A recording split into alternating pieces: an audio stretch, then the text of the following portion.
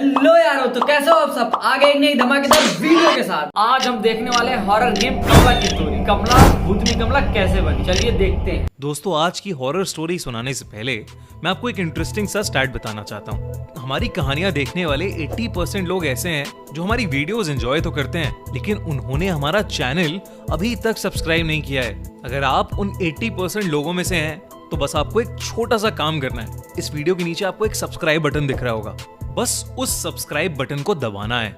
बस इतना सा काम करना है। जल्दी सब्सक्राइब बटन दबाओ, बेल आइकन भी प्रेस कर देना और ताकि हमारी लेटेस्ट वीडियो आते ही आपको सबसे पहले पता चले। ओके,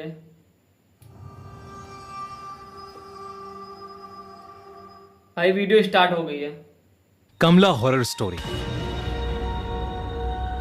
ये कहानी करीब 40 साल पुरानी है। बहुत ही डरावना लग रहा है। 1980s में 23 साल की कमला की जिंदगी में सब कुछ ठीक चल रहा था, पर एक दिन उसके पिता अचानक कहीं गायब हो गए। उसने अपने पिता को बहुत ढूंढा, लेकिन वो कहीं नहीं मिले। कमला की मां की मौत पहले ही हो चुकी थी और वो अपने पिता के लापता होने के बाद बहुत ज्यादा अकेली पड़ गई थी। भाई कमला की तो जब बहुत कई बड़ी कोशिशों कहानी के है बाद यार। भी उसके पिता नहीं मिले तो सबने उन्हें ढूंढना ही छोड़ दिया और हार मान ली। इतनी टेंशन के बीच कमला का ध्यान रखने वाला कोई नहीं था, इसलिए कमला के चाचा चाची ने उसकी शादी प्रभाकर परिवार के बड़े बेटे अजीत से कर दी, ताकि कमला का ध्यान रखने के लिए हमेशा कोई हो। अजीत ने कमला को उसके मुश्किल समय में संभाला और वो थोड़ा बेहतर महसूस करने लगी। कमला अपने नए घर में अपनी नई जिंदगी से एडजस्ट करना सीख रही थी और धीरे धीरे खुश होने भी लगी थी। सारा परिवार उसे बहुत प्यार देता था और उसका ख्याल भी रखता था, खासकर उसका देवर राजेश। पर धीरे धीरे चीजें बदलने लगी। एक दिन जब कमला सो रही थी तो उसकी अचानक किसी के रोने की आवाज से नींद खुल गई। भाई ये आवाज तो बहुत ही डरावनी लग रही है। उसने अपने बगल में देखा तो अजीत अभी भी सो रहा था और कमरे में उन दोनों के अलावा और कोई नहीं था। उसे वो आवाज फिर से आई, लेकिन अभी भी उसे कोई नहीं दिख रहा था। उसने इसे अपना वहम समझा और चुपचाप वापस सो गई। लेकिन उस दिन के बाद से उसे लगभग हर वक्त वो रोने की आवाजें सुनाई देने लगी थीं। उसे ऐसा लगने लगा था कि ये आवाजें शायद उसके पिता की हैं, जो दर्द में चीख रहे हैं और उससे मदद मांग रहे हैं। कमला अब घबरा चुकी थी और उसने ये बात अजीत और रजनीश को बताई। दोनों ने ये उसका वहम समझा भाई। और उसे कहा कि शायद ये इसलिए हो रहा है क्योंकि वो अपने पिता को बहुत मिस कर रही है। धीरे धीरे कमला की तबीयत भी खराब रहने लगी। उसे हर वक्त गुस्सा आने लगा था।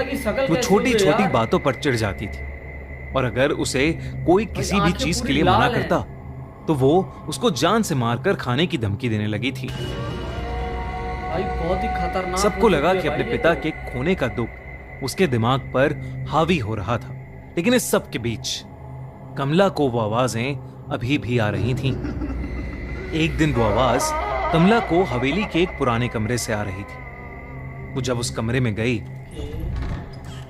तो उसे वहां एक काली मूर्ति मिली। उस मूर्ति को देखते ही उसे एक अजीब सी बेचैनी महसूस हुई, लेकिन जैसे ही उसने मूर्ति को छुआ उसे बेहद अजीब सा लगने लगा। उसे घुटन महसूस होने लगी और उसे सांस लेने में अचानक बहुत ज्यादा तकलीफ होने लगी। कमला ने घबराकर उस मूर्ति को वापस नीचे रख दिया। कमला को डर लग रहा था और वो कमरे से बाहर ही जा रही थी कि उसके पैर में कुछ भारी सी चीज आकर लगी। जब कमला ने ध्यान से देखा तो वहां एक इंसानी खोपड़ी, एक स्कल उसके पैरों में पड़ा था। तब कमला को देखा कि उस कमरे में कुछ और भी चीजें पड़ी हैं। उस कमरे में ढेर सारी इंसानी हड्डियां इधर उधर पड़ी थीं और हर जगह खून ही खून था।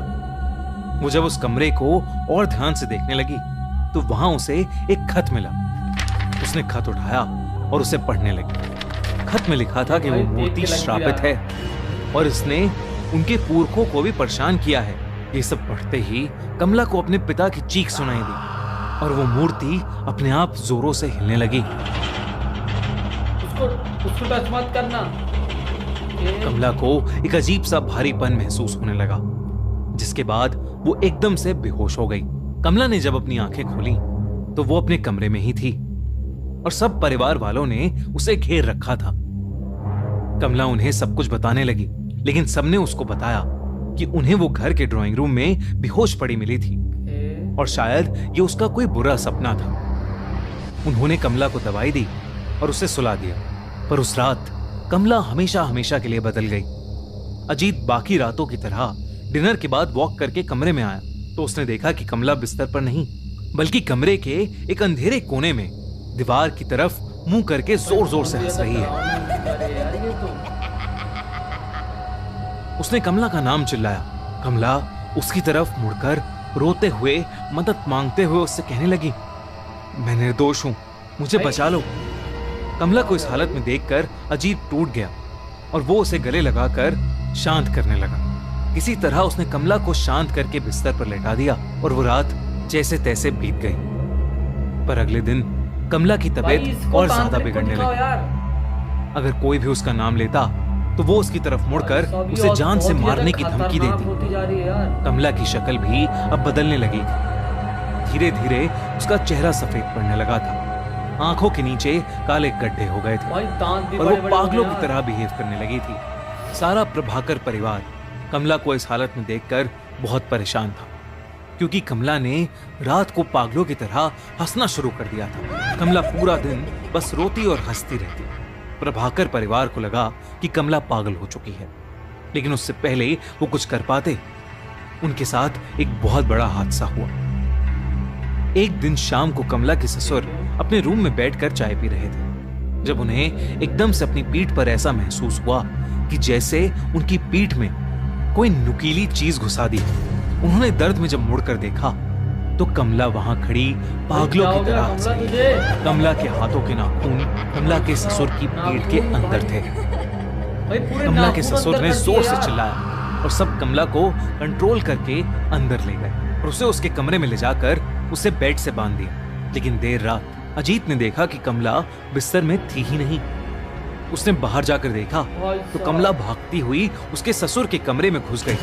अजीत कमला को पुकारता हुआ उनके कमरे में घुसा, पर इससे पहले वो कुछ कर पाता, कमला ने अपने ससुर को पकड़ लिया और बिना कुछ सोचे समझे उन्हें जानवरों की तरह मारकर उनके शरीर का मांस नोचने लगी और फिर उसे खाने लगी।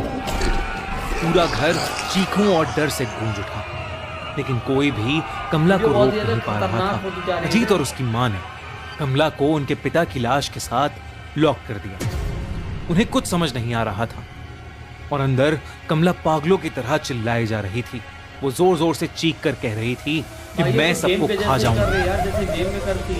अजीत की मां को समझ आ गया था कि कमला पर किसी का काला साया पड़ गया है, या वो खुद एक चुड़ैल बन चुकी है, जिसे रोक पाना अब शायद असंभव हो गया है। उस रात उनकी मां अपने दोनों बेटों को लेकर उस हवेली से निकल गई और अपने एक रिश्तेदार के घर चली गई। जब वो अपने रिश्तेदार के घर पहुंचे तो अजीत की मां ने उसे बताया कि कमला के साथ जो हो रहा है वो कोई इत्तेफाक नहीं, बल्कि काला जादू है, जो उनके घर के एक पूर्वज करते करते मर गए। उन्होंने अजीत को बताया कि उनके घर में एक शैतानी मूर्ति है जो शापित है और उसी शैतान का साया शायद कमला पर आ गया है और अब वो किसी को नहीं छोड़ेगी। कुछ समय बाद उस हवेली से 4 डेड बॉडीज मिली। अजीत के दोनों पेरेंट्स और कमला, सबकी डेड बॉडीज को वहां से ले जाया गया। राजेश उस दिन के बाद कहीं गायब हो गया। लोग कहते हैं कि आज भी उस हवेली में कमला की आत्मा भटकती है और वो किसी को नहीं बख्शती, और अगर कोई भी उस हवेली में गया तो वो उसकी जान ले लेगी, और इसीलिए आज तक वो हवेली वीरान पड़ी है। दोस्तों वीडियो खत्म हो गई। वीडियो अच्छी लगी तो वीडियो को लाइक करना, शेयर करना, कमेंट करो। भाई के चैनल को जाके जरूर चेकआउट करो। ओके, मिलते हैं नेक्स्ट वीडियो पे।